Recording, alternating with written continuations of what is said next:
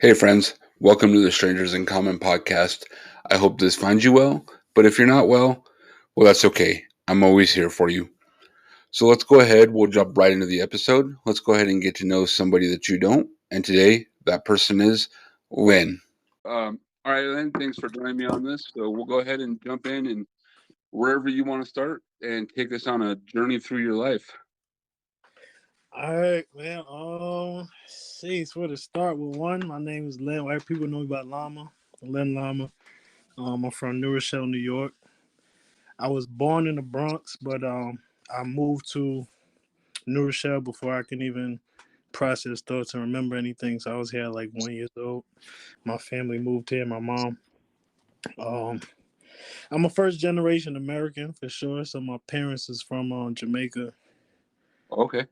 Yeah, my mom came here from Jamaica. My dad was around till I was like 7-ish, and then he kind of went back to Jamaica. So after that, it's like as a young kid, as a young boy, like, and I got 4 other siblings. So Oh, wow. I'm the second to youngest.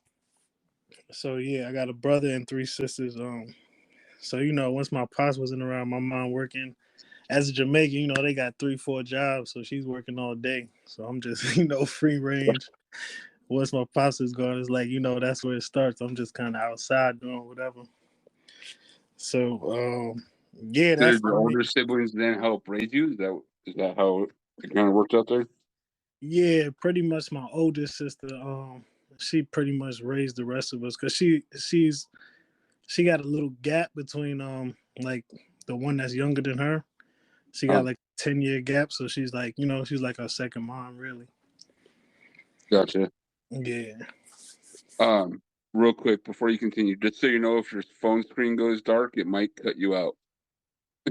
Okay, That's cool. the only problem with this app. So just so you're aware. Um, so you've been in New York your whole life. Yeah, well, I did live in DC, like Maryland area for like 4 years around like Okay. yeah, that's later on though. hmm Yeah, that was like 20, what is that, 2015-ish, 2014. Oh, okay. Yeah. But yeah, for the most part, I grew up in New York. I lived in New York my whole life. Um, I don't even know. I guess I'll start a little bit of elementary school is when I started getting into to rap or making music like that. At Okay. first, I started playing instruments. Like I started off playing piano, violin. Um, I guess I started that like elementary school, and that Wow. kind of propelled me into music and art. I was always drawing too. I was into drawing.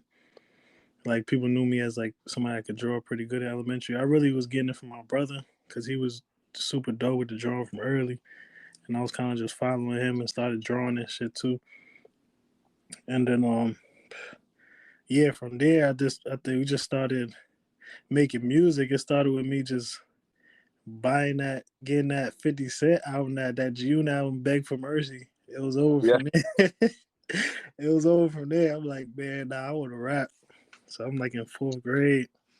It's me, my brother, and my good friend, Long Live Boogie Nation, man. We all started rapping together at the crib.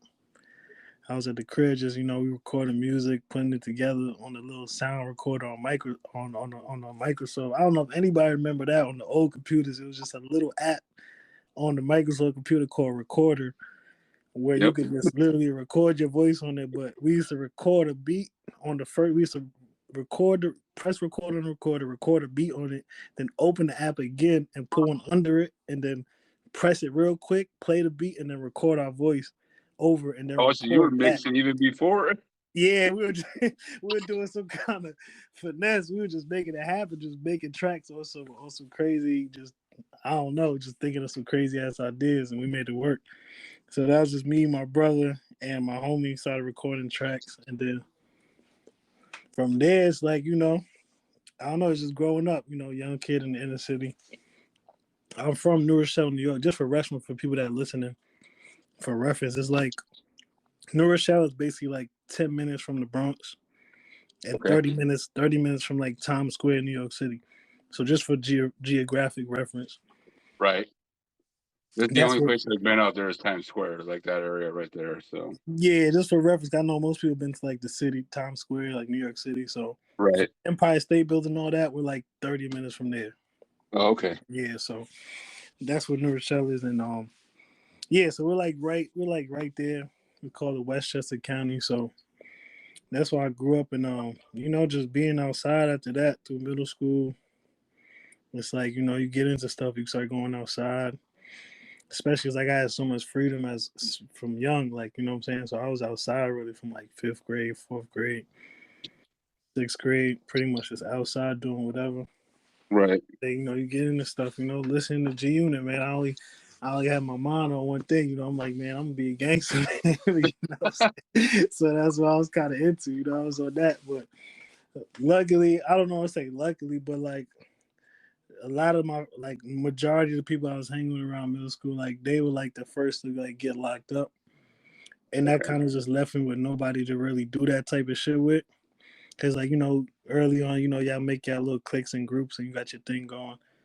And Right. then they had got into a situation. A lot of my friends had went to jail early, like when we was like in eighth grade for some shit that happened. It was like a group of like seven of them. I just wasn't there that day, so they ended up getting locked up for that shit. But that made me more dive into sports. So then sports became my main thing. Like in middle school, I was playing football. Seventh and eighth grade, I was playing football, and then moving into high school. Once I was like, there's no weight limit, because in the league I was playing with, it's called Youth Tackle League. There's no weight limit. So I mean, Right. there was a weight limit in Youth Tackle League. Like, so if you're above a certain weight, like you couldn't play, or you had to go to the team above that. So that was cool for me. I was dominating in that league because I'm like, I'm playing with kids my size, you know what I'm saying? So when they came Right. into high school and they was like, there's no weight limit, I'm like, nah, I'm good. I'm not playing with no 250-pound kids. And I was straight off of that. So I'm like, I just moved to basketball. And that was really my main thing throughout high school. It was just ball is life. I was playing basketball mainly, Oh, so nice. yeah, that was my main thing. And then I really kind of only even went to college to play basketball. I didn't really want to go at first because I'm like, I don't really know what I want to do. I really didn't get to the school I wanted to go to. It's crazy because shout out to Sai for even putting this interview together for us. But I heard him mention he went to Syracuse University. That was my dream college for real. Oh, was it? Yeah, but it was just super expensive, and my GPA was kind of like not all the way there to get to it. Right. I was like right under it. I probably had like an 81 average or whatever. So, but I wanted to do architecture, but I was like, I'm gonna just go for ball. Ended up going to Buffalo though, still upstate New York, and Okay. I went for 1 year, and I just was like, man, it's too much freedom, man. I'm in the dorms chilling, smoking, playing the game. I'm like, yeah. I ended up after the first semester, I stopped going to class. I'm like, man, we going to parties, club. I'm chilling in my dorm room, smoking, watching YouTube, playing 2K, fucking Yeah, zombies on it's Call of definitely Duty. different than high school. It doesn't have the structure. Yeah, I'm like, man, this is too much for an 18-year-old, man. Just 17, really, just out here, like, man. Well, 18, yeah, I was 18, but I was like, there's a lot of freedom for 18. I basically got my own crib, but it's like, man, this girls, it's the homies here. It's like, man, fuck class. I'm like, Right. that's basically how it was. I'm like, man, I'm about to just chill and do what I do, and then like after I was just like, and then it was kind of crazy because my first year, I didn't really have like a counselor like high school, so I ended up picking a senior class by accident, and I couldn't change it. And the teacher was just like, I don't know what to tell you. I'm gonna try to be easy on you, but like it's just nothing you could do. So that was like annoying. I had to like take a super like fourth year level class my first year, and that kind of like set me back because I'm like, man, this joint is way too hard. I'm not even going to class. I just stopped going, and then from there I just dropped out. After that, I'm like, I kind of started getting. Oh, did I lose you? I started getting really into photography and film. Okay. So yeah, so that's evolved into my main thing as of now. Like I have my business, I have the Llama Films.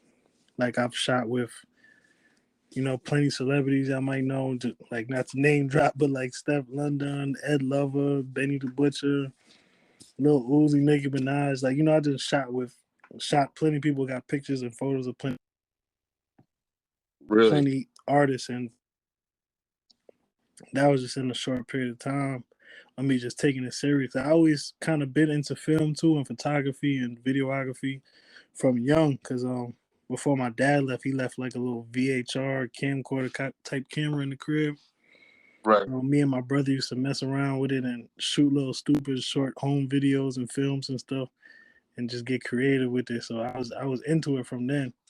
And my brother too, by the way, is Marvelous Beats. He's actually like super big in DC. He's a dope producer and violinist.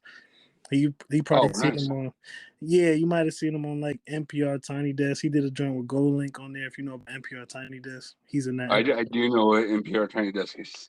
Yeah, he's in the episode with Gold Link. He's the one on the violin. That's my blood brother. We had the same birthday, but we 2 years apart. So Oh, wow. that was like a crazy theme to our life growing up too. We always had the same birthday, but he's 2 years older than me. So that was always like a huge theme to our life, sharing a birthday and stuff. But yeah, he's out of here. He's his own planet right now. He's doing so much weddings and superstar stuff. Essence Magazine, Shade Room, Fox 5 News. Like he's Wow. done it all. Yeah, he's super big. Actually, we're both on Fox 5 News, but that was like my era I was speaking of when I went to DC. It wasn't Oh, even okay. like, yeah, it wasn't even like a purposeful move. It was kind of like I got kicked out the crib because I was just doing shit I wasn't supposed to be doing. You know how that goes. So my mom was like, you gotta go figure it out. You gotta get out the crib with this. You know what I'm saying? You can't be doing this here. So yeah, I was like, all right. I just kind of packed up my shit and just went to my brother at an apartment at the time. He had an apartment. He needed a roommate anyway. I just paid him like 2 months rent and was just like, I'm gonna just figure this shit out. So yeah, I started doing that, and then after that, yeah, we ended up doing street shows. Eventually, we were doing like, because in DC they have a dope culture where they kind of, it's a lot of street performing culture where people like kind of go to the corners and play instruments, and people kind of like just stand around and watch and stuff like that. That's like a big culture in DC. So Okay. yeah, so he used to come out, he used to play the violin, set up the speaker and all that. And then yeah, so when I went in DC, me and my brother started playing on the streets. So he had the violin. I used to get on the buckets, like, regular Home Depot buckets, and I used to drum on them. Right. So he used to play the violin, I used to drum. And then eventually, like, that branched off to a lot of different opportunities. Like one was like Fox 5 came up to him and wanted to do like an interview. They had like an interview segment where they were making a documentary about the street show culture in DC. So Okay. that's out there. If you probably look, it's probably on the internet somewhere with Fox 5 commercial with like documentary of the street shows. Me and my brother was in it. And then I'm sure I can find it. yeah. And on a separate date, he ended up bumping into Wale's bodyguard. If you know Wale the artist, I do know Wale. He is I'm a huge wrestling fan, so he's done stuff in the wrestling community a ton. yeah, So yeah. I've been seeing him doing the WWE stuff too. Yeah, definitely. So yeah, I know he's got some stuff. He does some big events in April, around April when they do their big shows and stuff. So fire. I, Yeah, I so do know who that is. yeah, so basically his bodyguard ended up bumping into my brother on the street and was like, "Yo, you should come do a show with Wale like that. It'd be dope." Like he was messing with the my brother's music, so ended up connecting Oh, it. Then geez. my brother ended up doing a sold out show with Wale out there at the Fillmore. And then from there, that kind of like catapulted my brother into a whole different space, and he started doing a whole bunch of other stuff like NPR Tiny Desk, like I mentioned before. So Right. yeah, so then I ended up playing the buckets by myself in New York City one day and bumping into somebody at Times Square that see me and was like, "Yo, you want to be in a commercial?" I see that like we need people like this dope. So I was in the Spray Ground commercial. It's a clothing brand out here in New York City called Spray Ground, but ended up doing a commercial with my brother. I ended up telling my brother to pull up. We did a dope commercial for them, and Oh, nice. Yeah, we used my brother and my other homie Jesse's beat in the commercial. So that was a little dope thing we did. But yeah, that was pretty like that. That was like my DC phase of life right there. And then yeah, like all of that. It's a whole bunch more to it that is like I kind of like being vague with it because I want to save a lot of it for like my book and my music coming up, and I have a bunch of shit coming up, so No, kind of you're good. I saving. totally understand. So Yeah. There's a lot of details to that story that I'm kind of just saving, but definitely was a mini movie like that. That was a crazy 4 years of my life. Like definitely changed me a lot. Definitely gave me a lot of wisdom and experience, and just being in a different city that I'm not from. I don't know anybody from out there. I just kind of went on on a whim, just last minute stuff, and that was just that was a crazy ass experience for me. And yeah, that just opened my eyes to a lot more, gave me a lot of wisdom, and just I ended up moving back to New York after that little 4 year stint out there. And yeah, I just got super heavy into the camera, super heavy in that. Started shooting for a bunch of artists, doing music videos, which I still do now. so how did you end up working on music videos?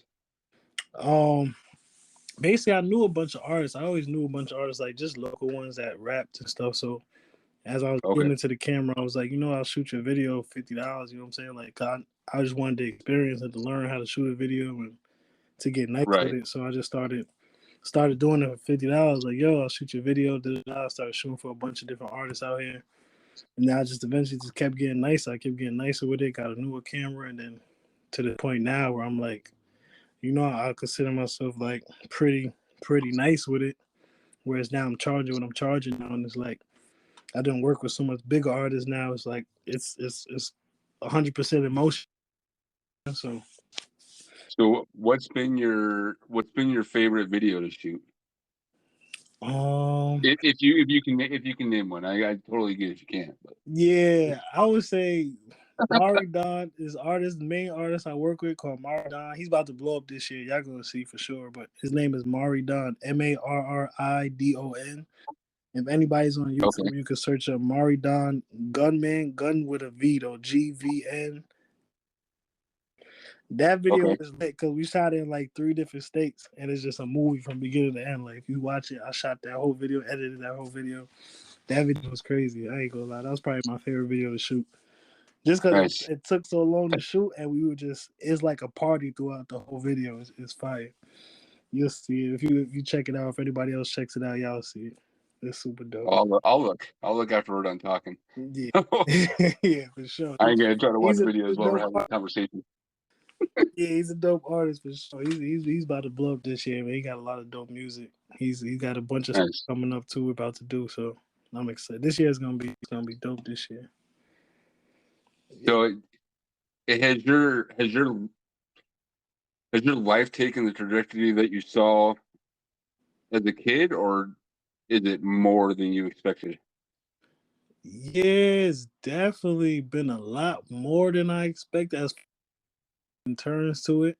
Like I kind of, as a kid, you don't really picture the adult stuff that come with shit and like the evolution of the people around you, the changes that happen in people's life. People having children, Right. people passing, different things like that. So it's like I pictured a much more straight path to here.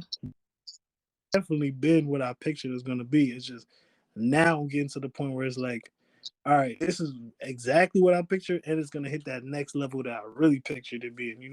So it's like Right. we're about to hit that. I'm about that other notch that I really like. My brother's already there. We already seen that. Like me and my brother used to talk about this shit all the time as kids, like in the basement of the crib. Like yo, like I'm looking at him like, bro, you're gonna be a superstar. You're gonna be the one. Like, cause he was always on top of all this shit when he was young. I'm just seeing it like, yeah, bro, like we both gonna be doing this shit on a huge level, and it's dope seeing him do all the stuff he's been doing. Cause I'm like, we literally talked about all this shit like all the time. So, Right. and it's now like I feel like I'm hitting that level where now it's like I'm right behind him doing the same kind of stuff, hitting that next level and doing a whole bunch of show. Yeah, I definitely seen it going here. Just the different bumps in the road I didn't see. I didn't really plan for different stuff that's happened, especially over this past year. Like it was like 2022 was probably my best year. I give that up to my superstitions and numerology. Okay, Like two is my lucky number. That's me and my brother being born on the second, and it being two of us. Like 222 is always my number, and gotcha. 2022 was like a huge year for me.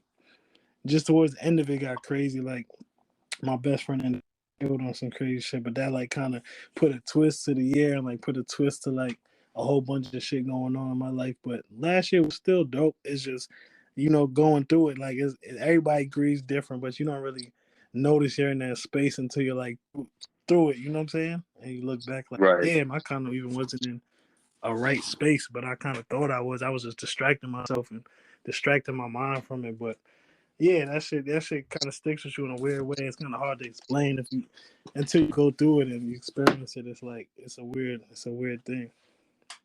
So what did you do when that happened? Just delve into the more of the video making and stuff at that point, just to keep yourself Yeah, I was distracted. distracted on mine. I was definitely drinking a lot more than I was. I Oh, was okay. definitely on lean heavy, like different drugs and shit. Just doing my thing, like. And I didn't really realize I was in it going that hard on it because I'm still, like on a functional addict stage. Like I'm Yep. doing all this shit, but I'm super productive. Like I'm doing everything I got to do. Like you can't really say like I'm slacking or doing no shit. I'm just, I'm taking these things recreationally and just having fun and going out and shooting videos and going to events and just really just distracted my mind. Like when I look back at it, I was kind of just super just distracting myself. And No, but I really, completely get that. yeah, not really just taking account of like what I'm doing in my body at the same time. But I was always good with kind of balance. Like I'll drink smoothies and eat salads and greens. I always I forgot to mention even like before I went to DC, I kind of was like plant based for like 7 years. I wasn't Okay. eating meat and shit, so I was kind of already super on my health journey. And so like even when I was drinking or taking drugs and shit, I was kind of like balancing it out, not like super going hard on just that. You feel me? So You're right. yeah, even that is like a crazy story. I kind of skipped over that, but we can definitely go back into that on how I even became plant based. That's a We can, like I said, we can cover whatever you want to cover. I mean, yeah, you know, we always want to leave people wanting more. So, like, you got a book and yeah, stuff coming out, so yeah. we'll cover whatever you want to cover. Definitely, yeah. We can get back into 2023. I'll probably say that for the book because just that process of like I don't know people that have been through it and lost people and stuff like that. I don't know. Everybody reacts to it different. I kind of deal with death in a different way. 'Cause I see life in a different way, but it's like we all human, so it still hits you in the ways. You know what I'm saying? Especially as somebody that Right. kicked it with and talked to all the time. So, and he was like my main, like that was my best friend. Like we made, like I said in the beginning about me starting music in fourth and fifth grade. That was who I was with. You feel me? It was me, him, and my brother. Oh, okay. So that shit just kind of hit way different than like anything else I've been through in a long time. But going even back to even like me leaving high school and my first year trying out college or whatever, that towards the um end up trying shrooms. Like it was me and my boys, and like that experience like changed my life. I think that took me like to a whole nother level just in life. Period. It's like I don't know. That shroom experience was crazy. It was like me and six of my boys. It was a snowy day. It was just like I was kind of leading up to it because that was around the time I was kind of like getting into and reading up on different things. Oh man. Yeah, DMT and all type of shit. So I'm like, when it just came to the table, it was just a random day. People were like, yo, I'm gonna buy shrooms. Yo, y'all want to do it? I'm like, fuck it, I'll do it. You know what I'm saying? And we took the shrooms, and that experience was it's nothing like you can't even explain. I always recommend to people if you're gonna do any drug, like try some shrooms, like try like 1.5 grams. You know what I'm saying? And just go outside, and that shit was just a crazy ass experience. Just opened my mind to so much different shit. I was seeing the trees breathe, and I was just thinking a whole bunch of crazy shit. I'm like, yo, nah, this is crazy. Like, I probably stop. Yeah, I stopped eating meat like cold turkey that month. I was like, I'm good. Oh, so the mushrooms are what made you go plant based, huh? Yeah, man. The mushrooms just opened me up to a whole different space. I'm like, nah, yo, like this world is different. Like I'm like, nah, I can't be. I just stopped cold turkey. Like I was just plant based for like the next 7 years. It was just, Wow. yeah, it was crazy ass experience, man. That was wild. So, out of curiosity, after you took the mushrooms, because I've talked to a couple people that have used them, did that change your creative process at all? You feel, Mm, or no? Was it just mainly the plant based that came out of it? I don't know if it changed my creative process. It kind of gave me more stuff to that I opened up and started talking about because I started. Okay. To me, a lot of stuff became more real. Like before, there were ideas, but I felt like after I took the shrooms, I was like, these things are real. You know what I'm saying? Like Right. these are real things. So I started like delving deeper into these topics or these spaces and being like, all right, yeah, like this is what this is. You feel me? So it didn't really change how I was creating, but it just opened me up to a different range of topics, I guess, and just being more confident on speaking on the topics because I felt like they were more of a real thing. Gotcha. Yeah, for sure. That makes sense. Yeah. You did shrooms I think before? you're the Have you first done shrooms? person though that I've heard. Sorry. My bad. That's okay. Did you ever try shrooms No, before? no, I have not. So I stayed away. I smoked weed. That was it. I stayed away from the harder drugs. Myself was alcohol and weed. So Yeah, I yeah. I figured I liked both of those a whole lot. So if I took anything else, I might like that a whole lot as well. So I just made the conscious choice to stay away from that. Yeah, nah, I feel you. On the other hand, I started with that same shit, but I don't know. I felt like I didn't have an addictive personality, so like I started with weed and drinking definitely like 10th grade. Not even put the grade out there because people didn't even know back then. Right. I was still playing sports, like sneaking, smoking weed with my brother and his friends and shit. But like around then, I was just doing that. But I probably tried every drug except like crack and meth. But even when I Okay. say meth, I'd be like Adderall is damn near like meth. So I'd be like, I be Right. telling people, I'd be like, I can't even all the way say that, but I probably tried everything like once. And I only say heroin because lean is like damn near like heroin, like drinking Okay. lean and shit. So, but I never like shot up with no crazy like that. I've never done that personally. Like I probably like Right. people that have done it, but I never did anything like that or like smoke like PCP or none of that. But all the other stuff, I probably tried it once or twice. You know what I'm saying? Just to see what it's like, because I just felt like I could try it once and be straight. Like I ain't gonna go back to it 100 times. But So now, was it easy to just try it and then not touch it again? yeah, for most stuff, it was probably like I'll say like the opioid kind of vibe is like those things. I have my little phases, like like 3 months, like I'll be here and there, and then I'll just Okay. stop cold turkey. Like, all right, that's enough. I'm good.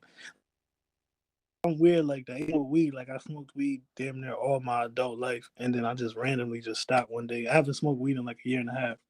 I Oh just wow. stopped. You know what I'm saying? At one point, I was like, I need weed to be creative. I needed to write, but I just end up stopping. I have no desire to smoke weed right now. I'm just weird like that. Like, so I'll go through my phase of taking like Zans or whatever, and be like, all right, I'm done. I ain't doing that shit. I'll go through my like More power to you if you can do that though. I mean, word. I don't I, recommend it for people.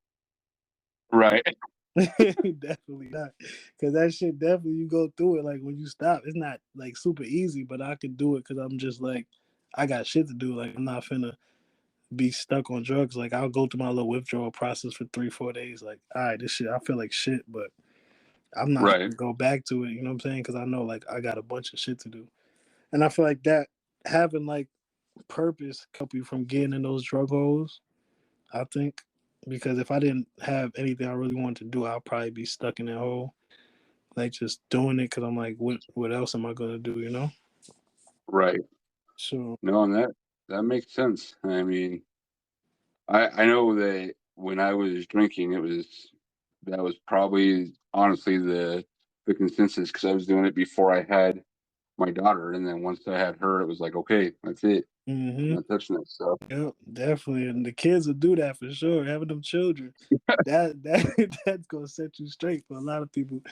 I watch a lot of people change their life when they had children, but yeah, that's one way to go about it. You know what I'm saying? Yeah, Get scared straight. not the cheapest way to go about it. I can tell you that. But Yeah, definitely not.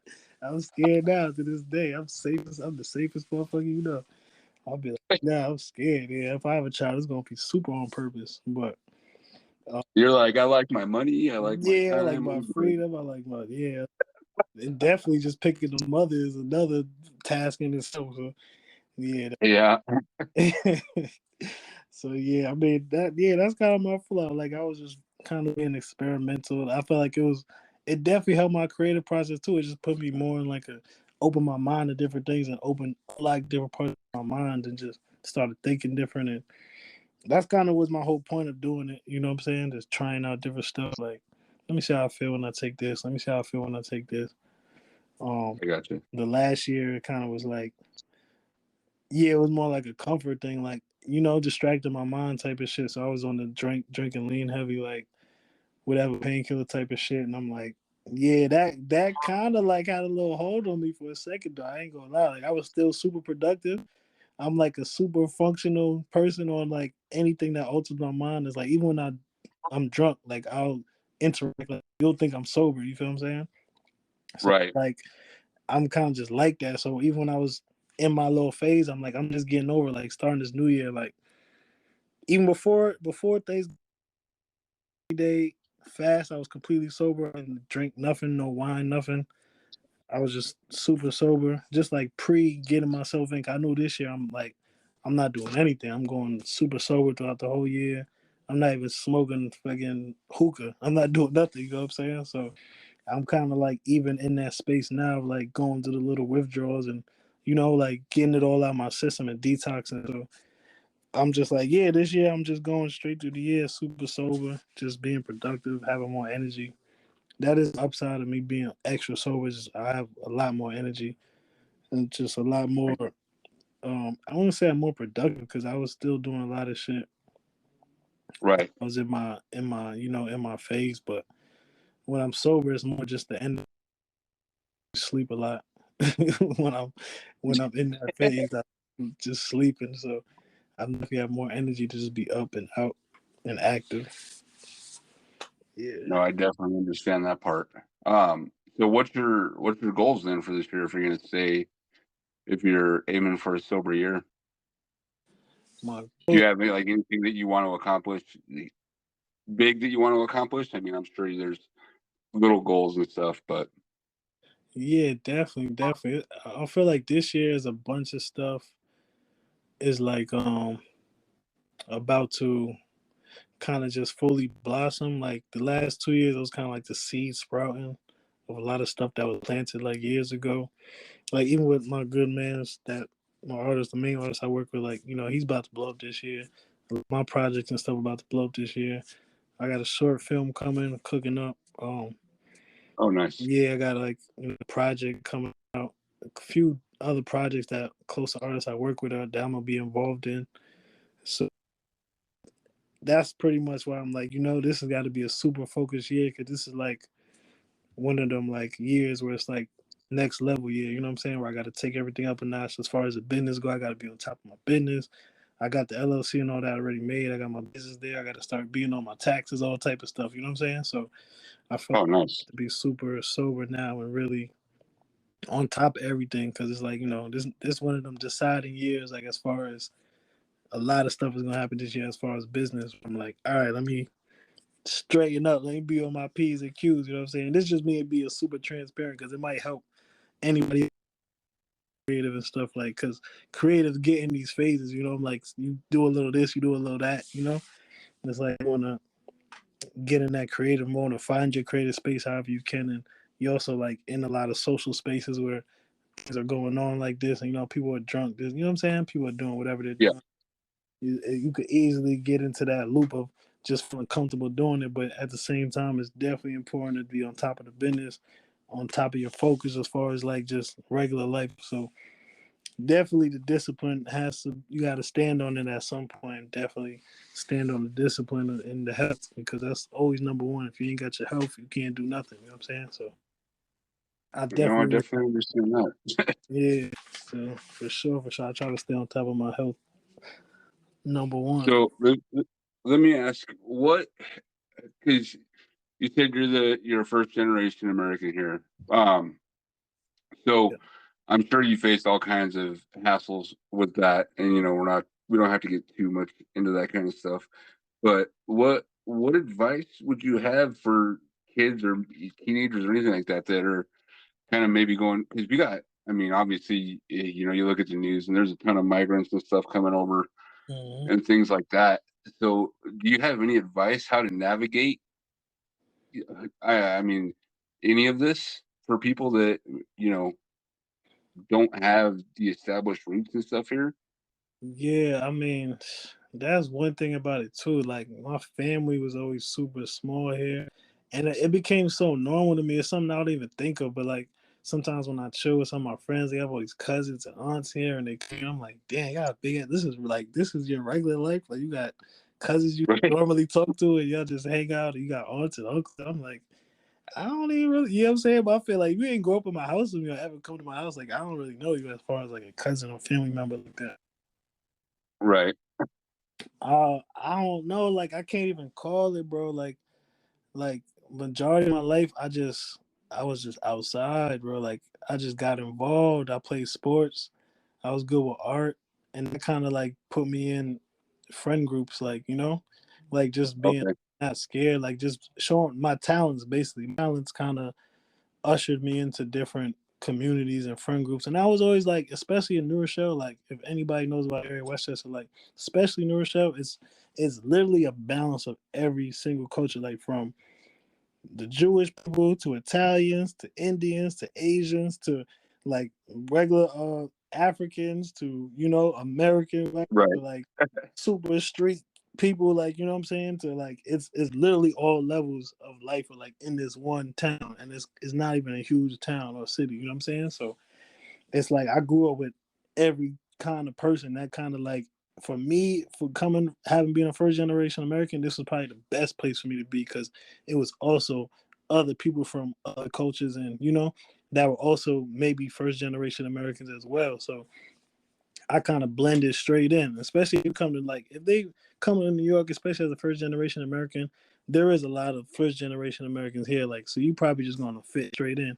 And lucky for right, me, like I was Jamaican. Like, you know what I'm saying? If you know about the Bronx, if you know about Mount Vernon, New Rochelle, like it's hella Jamaican. So that was really nothing for me to just come right in and relate to a lot of people that are here. But especially with people that are even like Mexican or Hispanic, Puerto Rican, like anywhere in this New York City area, the Westchester, like you're straight, like you're gonna figure it out because it's like home. You feel me? So there's a right. bunch of people that are just like you. So that wasn't really it wasn't really nothing I really thought of. I just was outside. I was playing sports. I knew how to just be like to mess with people. I knew how to just like I was open minded. I knew how to just. I always been a people person like that, where I got friend groups from all different areas, from skaters to fucking criminals to damn straight edge people to Jewish lawyers and like to Right.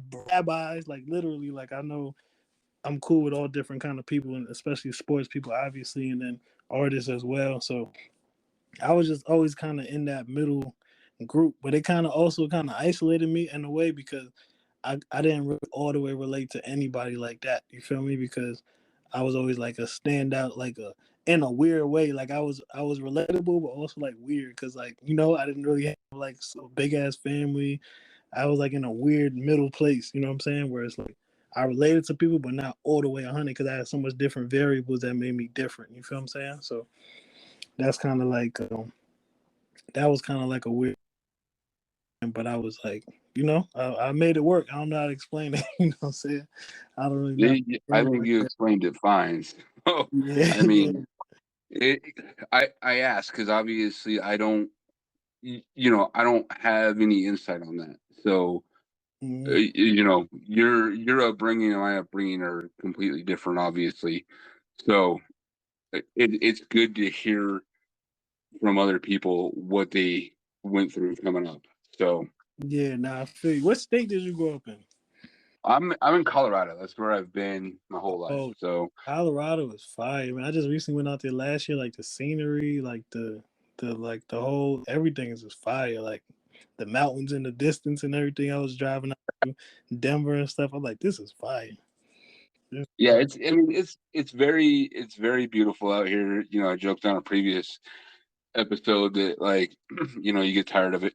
But that's I where agree. if you're somewhere your whole life, I'm sure that's the feeling anywhere. You Yeah, know, definitely.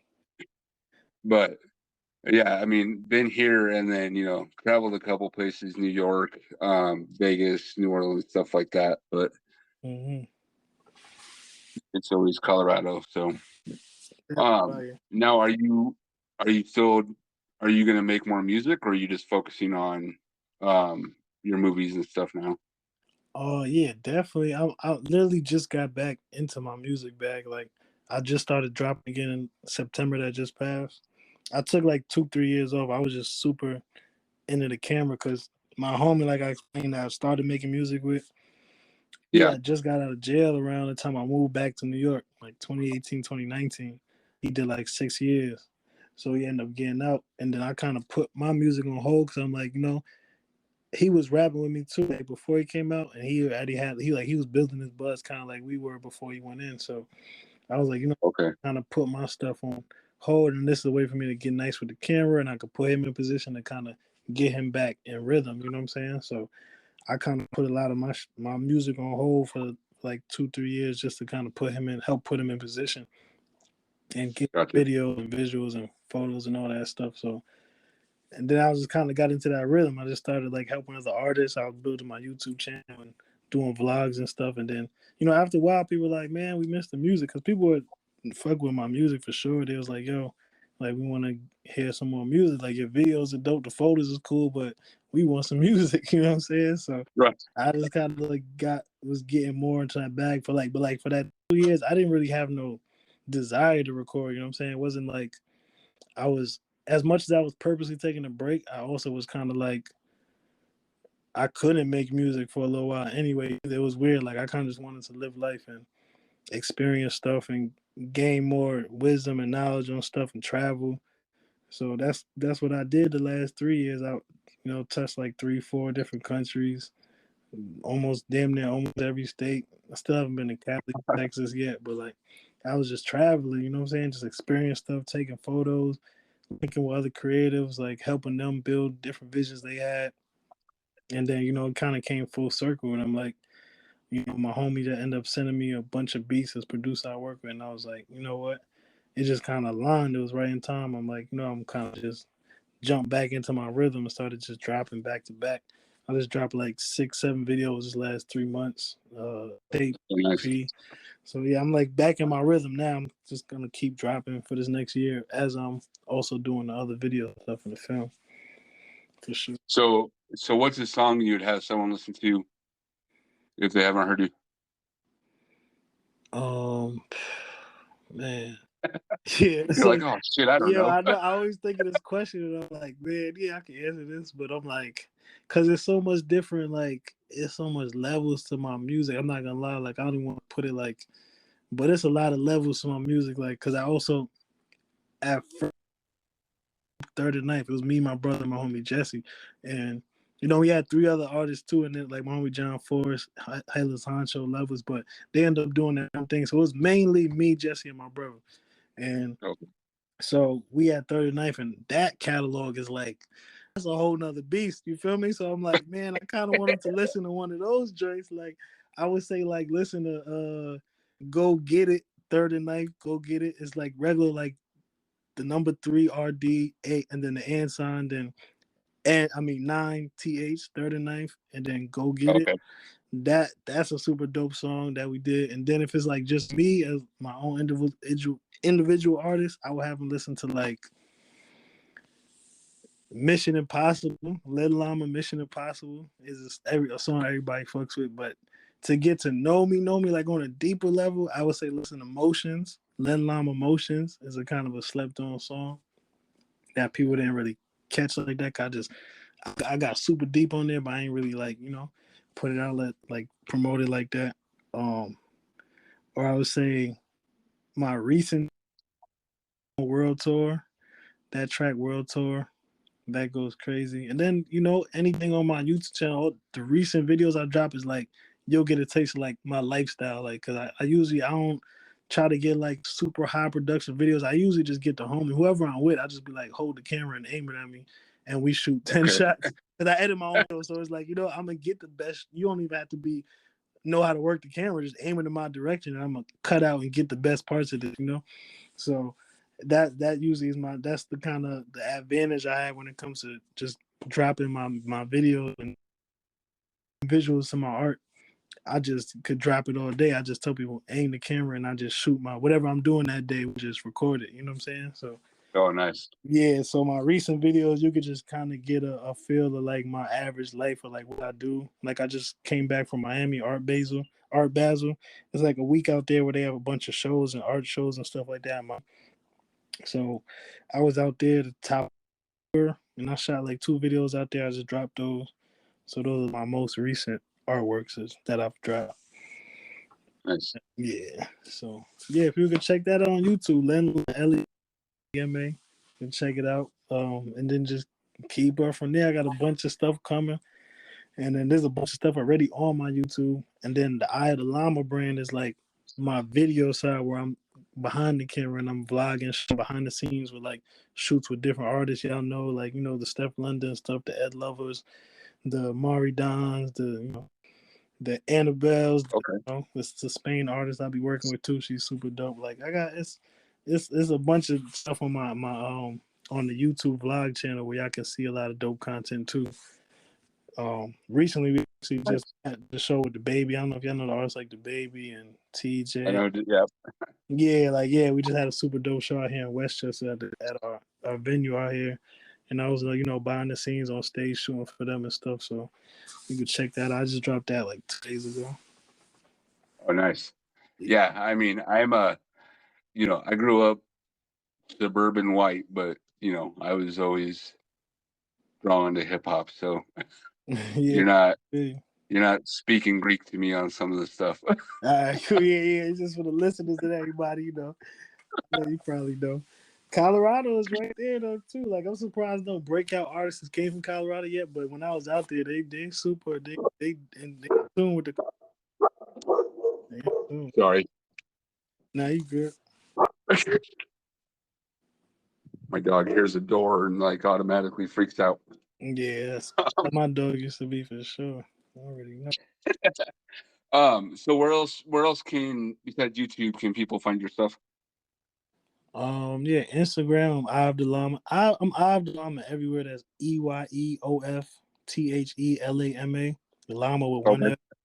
Like I'm Eye of the Llama on every single platform, and then Len Llama on all music platforms. And yeah, that's pretty much where you can find me on Instagram or Tumblr sometimes, or Twitter sometimes. YouTube, Okay. YouTube for sure. I'm always on YouTube Right. doing something. So those are my main platforms. Nice. Instagram and YouTube, I say, is the best way to keep up with me. Okay. Perfect. Mm-hmm. So we'll kind of wrap up here, and I'm gonna put out. I don't know if you have or not, but I'm gonna put it out into the universe that since 50 got you into music, maybe one day you'll be able to do a video with him. Facts. He gotta have me shoot one of his next shows, man. His episode. He's super in the music, the film space now too. So it's crazy. Yeah. So we'll just put it out there. I don't have that big of a reach or anything, but you never know. Nah, let's put it. It's gonna happen. It's gonna happen. I'm right here. Yep, it will. Same state. All right, Lynn. Well, thank you so much for joining me on here. I do appreciate it. Appreciate you for having me too, man. Appreciate you for taking your time out to do this. And shout out to Sai for the alley oop too. Shout out to my boy Sai. Of course. Okay. Thank you guys for listening. Thank you, Lynn, for recording. It's always appreciated from all parties involved, the listeners and the guests.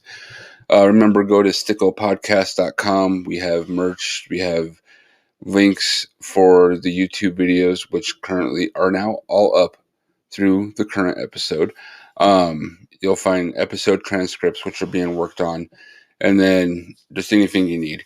You can follow us on the socials, Sticko Podcast on pretty much any social platform.